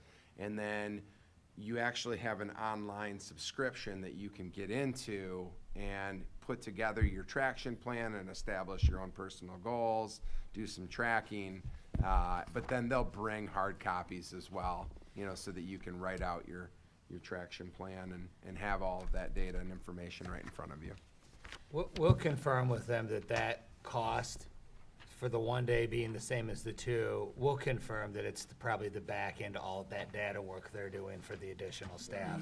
But we'll make sure we get a report back on that, and I'll get that forwarded to the board. I would say that, you know, gone through those types of things before, you only get out of it what you put into it. So if you send that survey out to 5 people and only 1 person sends it back in, you're not really getting much as a trainee from that, and it's also becomes really unanonymous by the person. I'm assuming they have some point where the CKH people won't even send it to you because there's not enough, or give you a report because they don't have enough data, or they don't want to out the 1 person who filled it out, right? So I guess I just asked the administration to make sure that the staff understands that portion of it. No, we will, and also to the future and the questions, concerns about cost, pain, what's that plan look like? We'll make sure, I think probably June, could we, I mean, I know we've got if it gets approved and the training's lined up, but we'll, before we break for summer, take that back to the team, improvement teams, and start formulating kind of a roadmap to kind of outline, I guess, kind of weaning off the dependency here and what that's going to look like, and put some dollars to it for the board before we, break for the summer.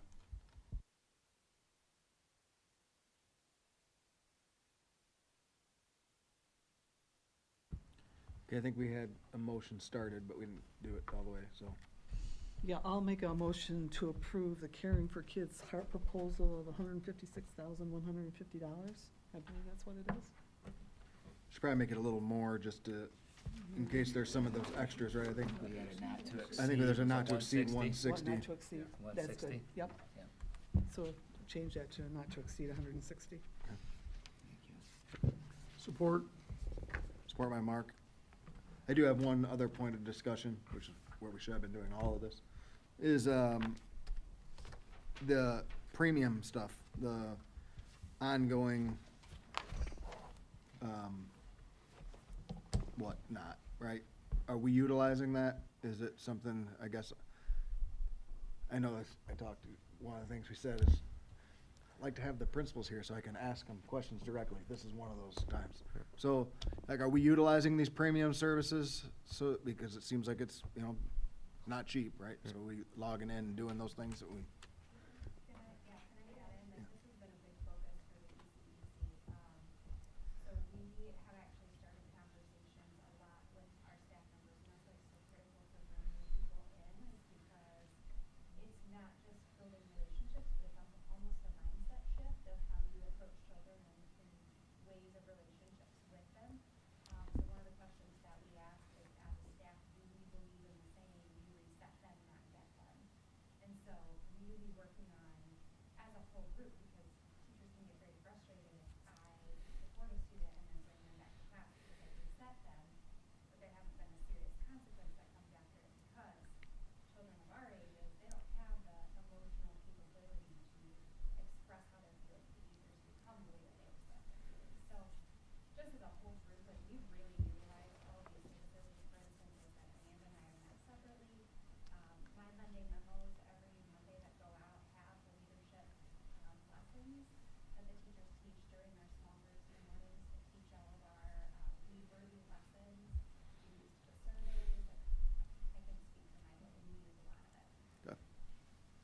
The SEL lessons have been really impactful, where the teachers are creating now slides to go along with those lessons to make them very user-friendly, and then now we're creating time in the master's schedule to get those lessons in for teachers for next year. So, we love them and we love to continue, but again, it's something that we can be weaned off of. Once we get all of this material created, then we can facilitate this on our own, really. and I'll piggyback. That was actually one of my first questions that I asked when we first got this proposal last year. I was like, how long do we have to hold on to that for? And they said, you probably want to hold on to it at least for the first 3 years. Remember, I always say 3 years to get something going, right? We got to, you got to dedicate 3 years to get something going. And so after that, they said, you probably could back off, and maybe it's in every other year, maybe it's in every 2 to 3 years. You might decide as a team, do we need to bring it back? So that thought was definitely there. And I think that'll be a conversation after we get through a couple of years and say, okay, do we need this? And so I think too is when we get to being able to have a conversation about the 5-year plan and how we can facilitate grant funds to be able to address some of these long-term professional development needs, that'll help kind of clarify where we can get some of these things. But definitely probably not something that we have to have every single year, and we'll just base it based on the conversations with building administration. Anybody else want to share to Mr. Roethlisberger's question? Yeah, we kind of piggyback on what Melissa said. In our building, it's an expectation that our teachers are all using the rewording SEL lessons as well. And so our teachers, our school social worker needs to know. He's the one that actually puts those together using all the CKH materials. So she sends out every Sunday. She sends out the SEL lesson for that week for our teachers. And so that's an expectation that they're all doing that for whatever the monthly theme is, and they do that during that community time. I think for us, to be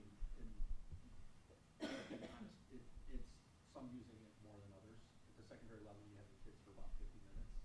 And so, our counselors and, even our sport teachers and such probably use it a bit more than others. We're committed to CKH, and we have collective commitments around that, but it's not as,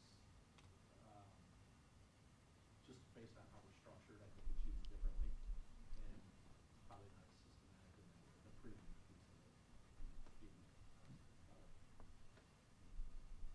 Appreciate you sharing. No, I appreciate that, because that's one of the little bit of research I did on CKH. It's one of the things that seems to come up as the beneficial maybe at the elementary level, and then as you get older, getting staff buy-in or people's buy-in, just because of how often you touch the kids, right?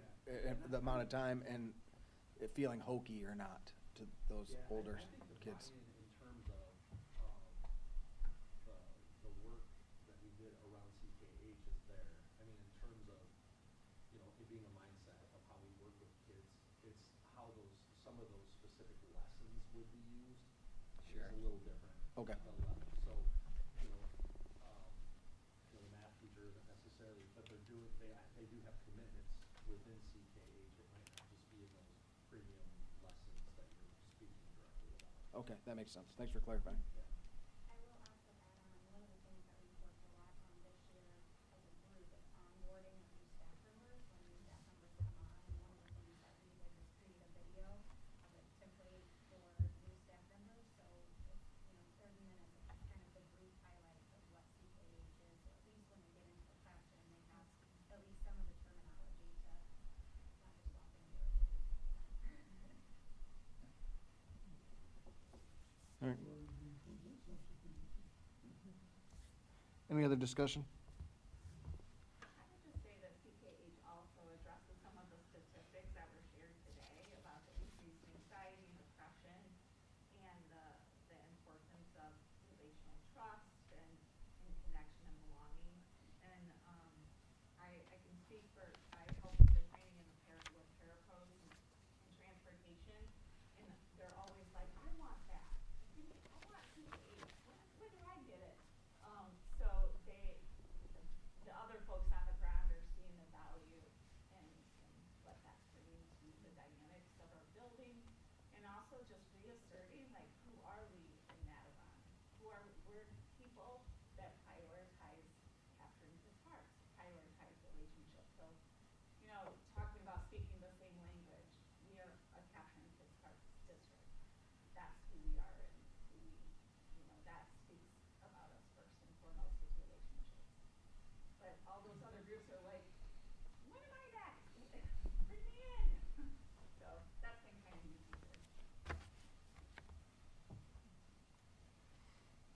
I appreciate that, and I hope that the conversation we've had, I'm not giving the impression that I don't believe in the training, or that I'm just more concerned about, one of the things we are focused on is the dollar, right? And as Marika alluded to, we've got negotiations that we're trying to make sure everybody is recognized in the way that I wish we could recognize and appreciate. So that's just a spot we're in, and I hope that it was taken as such, not as a detriment to the training. So, any other discussion? All those in favor say aye. Aye. All opposed? Hearing none, motion passes. All right, Jay. You got some social All right. studies research. Back at it. Resources. All right. So what you have in front of you is executive summary for 3rd through 12th grade social studies resource adoption. And, we've talked about in a couple of meetings is, one of the things that we really were working hard to develop was a curriculum resource review cycle. Kind of the last 2 years, we've been kind of working through getting math resources into all of our buildings, and so we were able to do that over these past 2 years. This year is a social studies year. We'll be bringing the proposal for Spanish at a later meeting, but again, this is a 3rd through 12th grade social studies review. And again, you can see the rationale. All of this work was really done through our vertical team process. And, I'm going to kind of give some kudos to Kristen Prattley, Rob Kuhn, and Nate Engels, who really helped lead some of the conversation within those vertical teams, kind of within the guidance of Jenny Ross Klingel as Director of Curriculum, to really start digging into what types of things and what do we want social studies instruction to look like, not just at individual buildings, but across the board, all right? What you'll know is that, you're probably wondering, well, where's Young Fives kindergarten, through 2nd grade? And the thought at this time from many of the staff at those grade levels that are on the social studies team was that they were not ready to make a recommendation on a separate adoption, that maybe the better idea would be, how are we infusing social studies curriculum into our literacy curriculum? So not something that they were looking to move forward on at this time. What you can see is, kind of the platforms for how we're providing and we're looking at specific resources. So there is a combination between McGraw-Hill and Cengage. It was kind of ironic because when we asked them to come down to the final 2, it was either McGraw-Hill was number 1 or the Cengage resource was number 2, or it was the other way, right? So, but what you will see is that, there is a lot of consistency between Cengage resources and McGraw-Hill. And just to clarify some of the quotes, what you have is that you actually have a combination of online resources as well as hard copy textbooks, okay? And this was kind of going back to the buildings and having the conversation about, how many online licenses do you need? How many hard copies? Because some teachers, we only need a classroom set. We need a couple for the media center. Some, buildings say, well, we need, hard copies for everybody. So it's a little bit of a combination based on what those specific needs were, and recommendations from the teaching staff. So the online licenses last for 6 years. Okay, when we hit year 7, we'll be back into another review and approval adoption year. So it might be where, we're coming back in 6 years and we're saying, okay,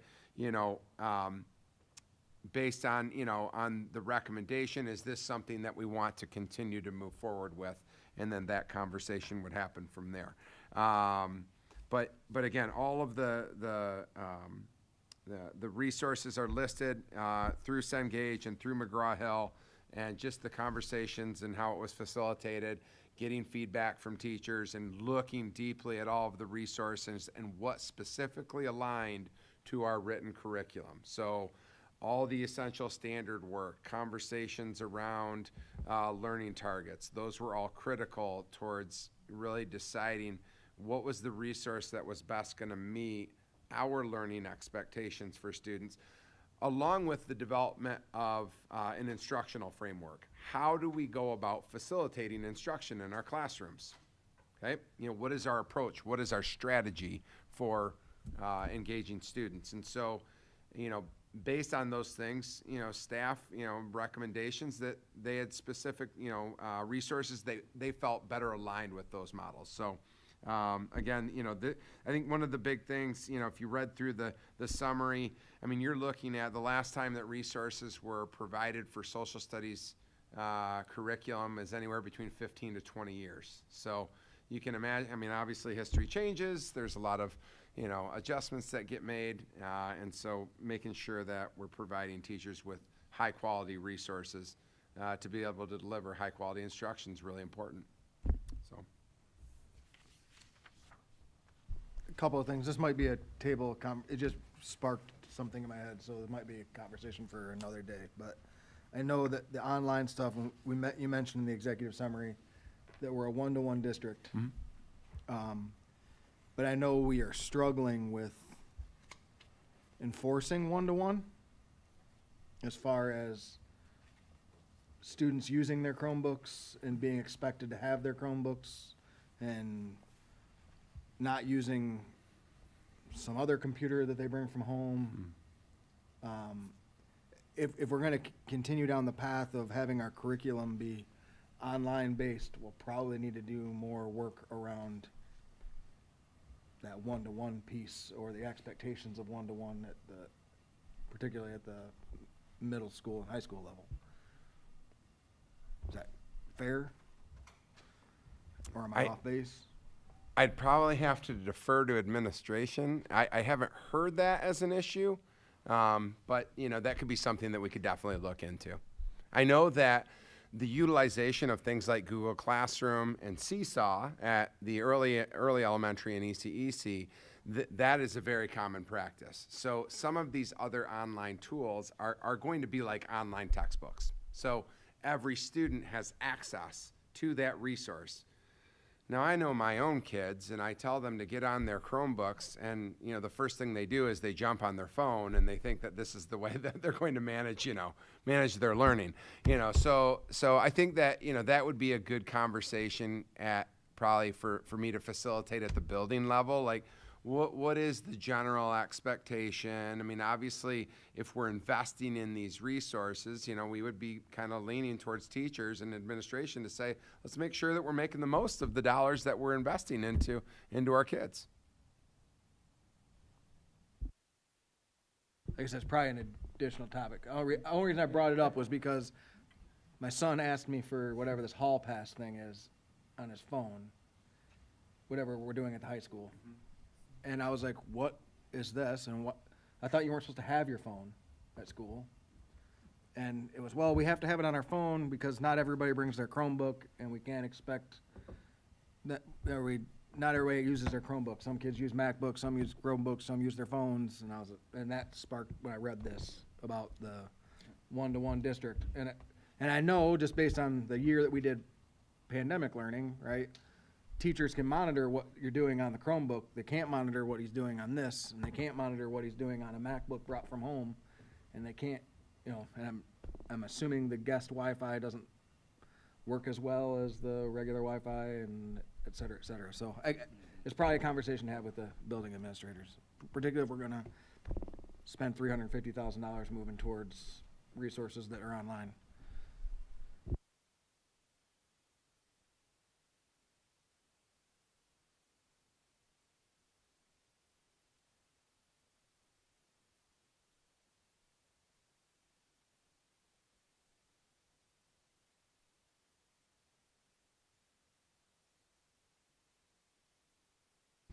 Support? I just wanted to make sure that I mentioned that, again, these are all funded through grant resources. Oh, this $350,000 is grants, okay. So Jay, the alignment and full implementation are both going to be next academic year? So there's a lot of excitement about getting new resources in the social studies department. So we are actually, Jenny is like waiting for approval so then she can contact the providers, and we're actually going to be setting up some of the professional development training for an upcoming professional development day. So just this year, yeah. So I believe we have one coming on May 2nd. So we're trying to work through all of that to get training in right away before, and even some of the resources, because a lot of times, we don't want to hand out resources on the first day of school. Let's take it and give teachers a chance to kind of investigate it and look through it a little bit more thoroughly. So yeah, we're hoping to be able to move forward.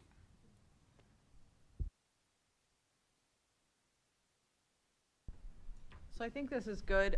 The only, I guess, overall question that I had is knowing that we approved new math that I think was in the ballpark of 600,000 or 700,000 last year, and here we have 360 for social studies.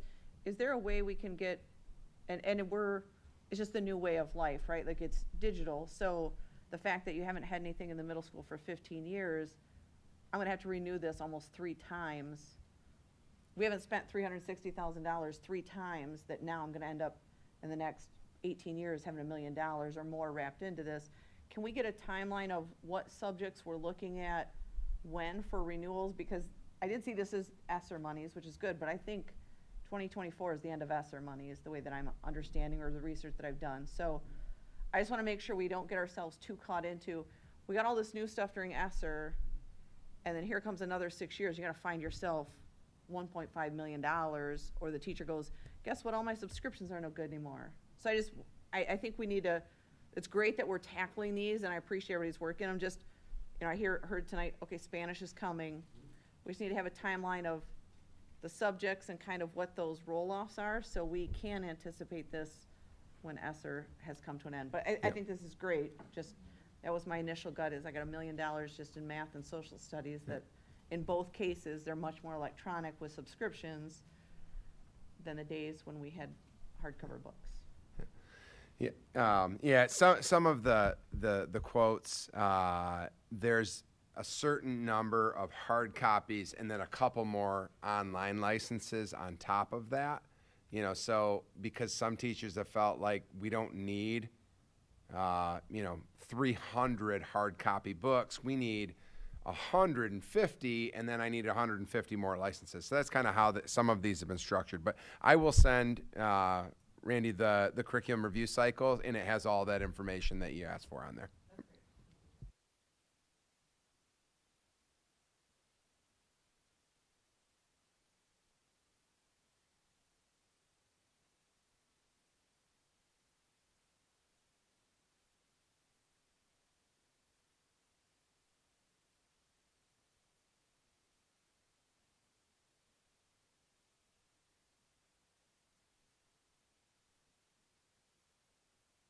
For professional learning. So, and all those in favor of the new social studies resources, say aye. Aye. Aye. All opposed? Hearing none, motion passes. I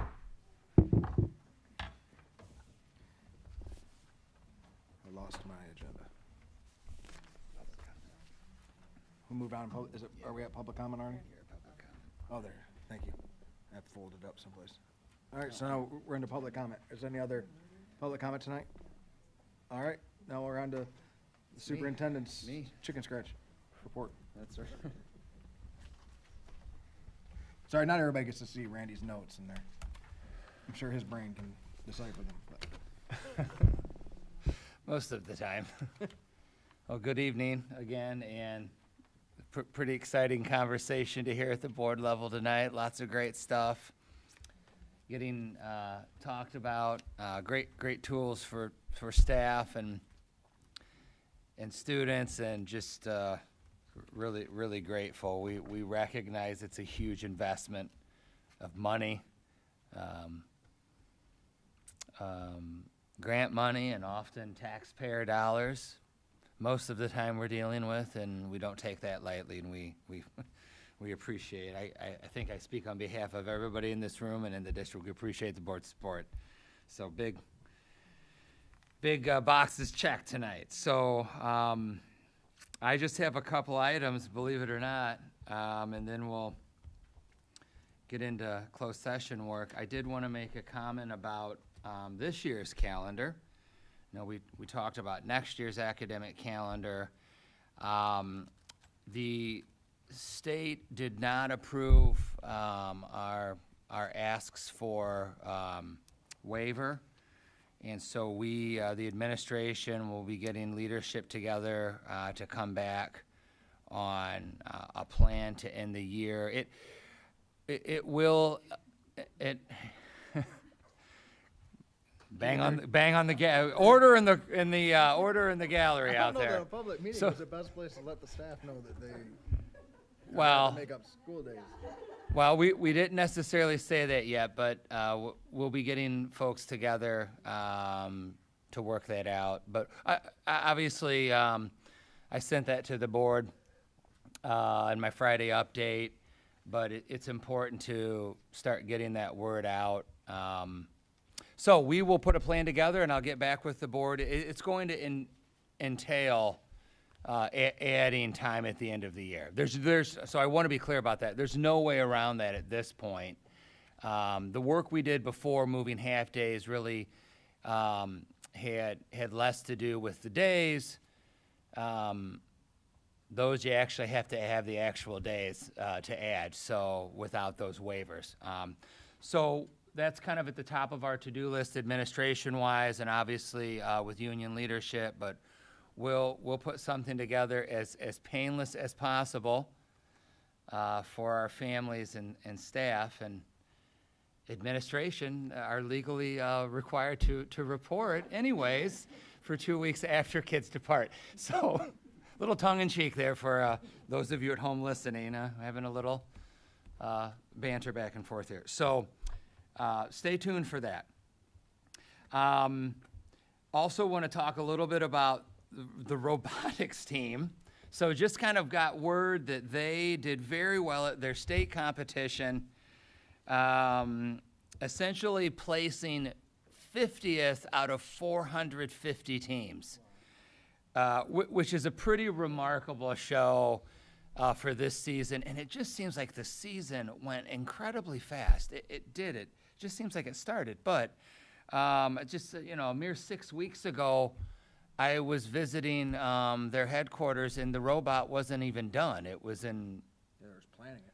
They were just planning it. So this season comes together and goes off very quickly.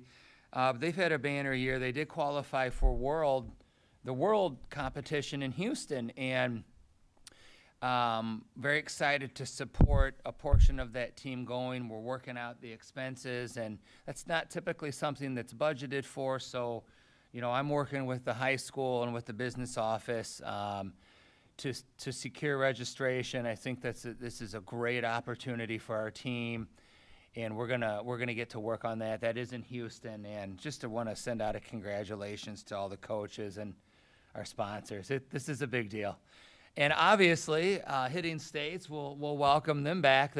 They're going to get the two-time visit award. I think we had them out early in the fall to show last year's robot. So we'll get them out as state qualifiers, and we'll look forward to that. Just a couple operational updates. Lots of maintenance work done over spring break. So a lot of activity over spring break while most of us are out, getting some R&R. Our maintenance and operations crew. Well, they logged a few days here and there, but for the most part, they capitalize on when the buildings are empty. So lots of filter changing, routine maintenance on chillers, and kind of getting things ready for the warmer air, field work, ground work.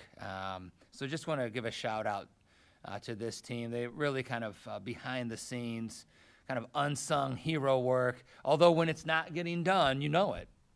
You know it's not happening, and it's like a no news is good news, right? We come in every day and everything's nice and clean, and sanitized, and the grounds are looking good kind of coming into spring, and the fields are coming along, and the water systems are getting blown out and ready, and it just happens.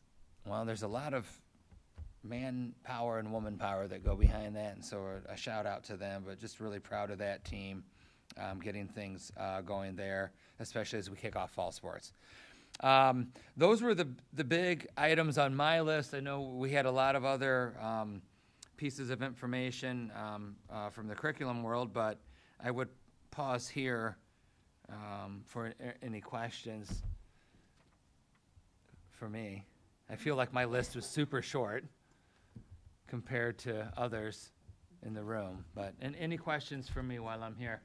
All important work, yes, important. We're all on the same team here. I'm going to have a longer list, though, next meeting. Can you remind me why the state said we can't get a? Yeah, so the question is why did we get denied on the waivers? Essentially, it's because Mr. Larner alluded. I've got this one. You're ready. I appreciate that. Good support chair, right? The support chair from CKH. He's there. I know he's there. He's ready, but I can do this. Mr. Larner alluded to the 5 PD days that districts are allowed to use to count as contact time, and we do partake in that. The state cited that as the reason for denying. So, which didn't come as a complete shot. So the kind of word on the street is that any districts that's using professional development time as contact time is getting denied this year on waiver days. So it's not just us. So any other district utilizing that, the state decided, okay, well, we're not going to grant those. And they let you know up front that that could happen? Well, they didn't necessarily let us know up front, but last year there was probably some alluding to maybe what we sensed was just some aggravation with, I think, all the waiver days getting submitted over the past years and with COVID. And Yes. so that's where we got that, and we weren't necessarily completely surprised by that. So it isn't like a Mattawan specific thing. It's any district that is using that. Yep.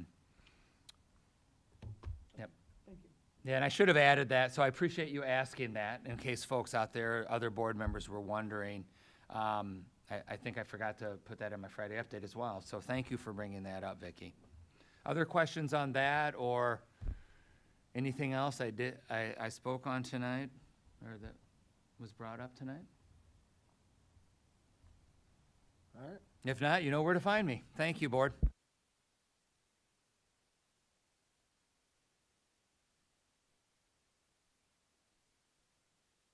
Two closed sessions. Can we just go into it once, or do I got to come out of each time? Probably going to it once. Let's just go out. So we got negotiations and superintendent stuff, evaluation stuff. Okay, I'll motion that. Can I get a second? Support. Two supports, support chair, and then Yeah. picking up on the Got lingo. lingo. Picking up on the lingo. Cancel the primary. All right. Whatever. We got it. We're We're doing like train the trainer you right here. Yeah, you can take me out of the 50 people. All right. Any further discussion? So we're going to closed session at 8:38. All those in favor say aye. Aye. All opposed? Hearing none, motion passes. Can I take Do you want to take a 5? Yeah, take Recess? a 5-minute. Anybody need water? We'll We convene good? our closed session in 5 Another minutes. water? I'll track down some water.